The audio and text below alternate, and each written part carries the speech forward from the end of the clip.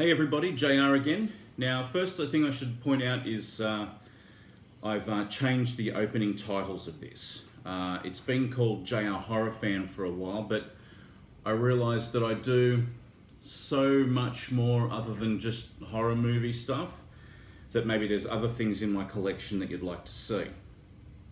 Today we're going to look at my statues, which are basically all superhero ones. Although the last two I'm going to show you are actually from Star Wars, but they're two new ones that I got. I collect comics, I watch horror movies, I watch science fiction, I buy books, I like my soundtracks, and a lot of those are science fiction rather than horror. So I thought, well, I'll spread it around a little bit and we'll do a little bit more than just the horror stuff. I mean, if you look behind me, here's a 3D printer that I'm building. So like I do a little bit of everything in my spare time. So I thought perhaps go for something other than just my movie stuff. Of course, that still will remain a giant focus, but it gives me an opportunity to show you some of my comics and things like that as well. So first, I'm going to show you, go into the lounge room and we'll show you my my statue collection to date, and then I'll be able to show you the three that I got this week. So here we go, let's have a look. Okay, so this is one of the two glass cabinets that I've got that I keep my statues in. These came from IKEA, they're about 120 odd bucks or something, they're pretty cool. Now this one down here, I'll just open the door a little bit. This is a statue of Madman. It's the first one I got. It's from the early 90s. It's a Dark Horse cold cast porcelain one. I just really liked Madman when it came out. When Dark Horse did all the Legends series, I liked Sin City and I liked Next Men by John Byrne, but it was probably Madman that really spoke to me. I didn't really buy many statues after that, because I just found it was really difficult to store them or to have them anywhere. But the next ones I got came a lot later. Excuse all the spaghetti at the back, but that's where all the wires for this cabinet are. So these were some DC ones. In the back right hand corner it's Good Girls of DC or something, and the other five are the New 52 ones. They're just cool little busts. They're about 90 bucks each. And I just sort of got the ones I wanted. I didn't get all of them. The next ones that I got were the DC bombshells. Now I'll have to go over to the other cabinet to start on those, and then we'll come back to this cabinet. Okay, so this is cabinet number 2.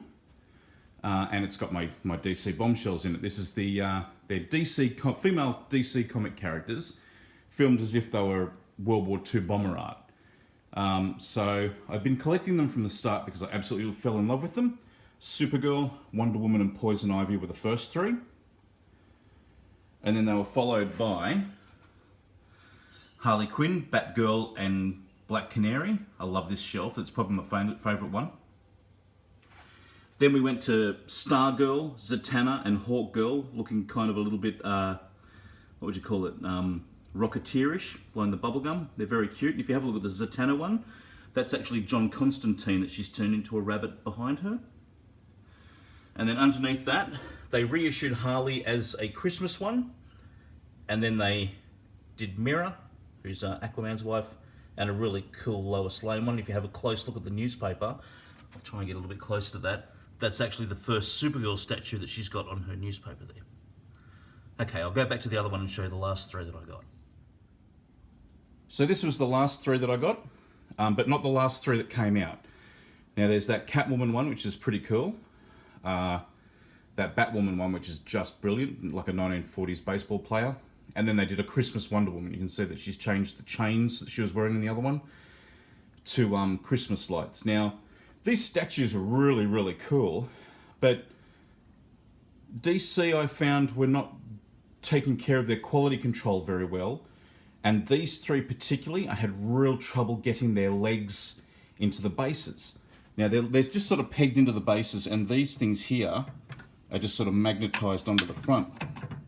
But they weren't going in properly, and what that meant was that now these things are made out of something called polystone. Now polystone's not rubber, and the Wonder Woman one took so long to get her feet in that I decided, no, I'm not spending, and these are like $235 each because the Australian dollar's so crap. I'm not spending that much money to perhaps pull the leg off one while I try to get it into the stand. The ones that have come out since have been a Joker and Harley one, where Harley's dipping the Joker. She's dressed as a nurse and he's dressed as a sailor. That's come out twice. And there's also been one of the Cheetah done like a 1940s jungle explorer.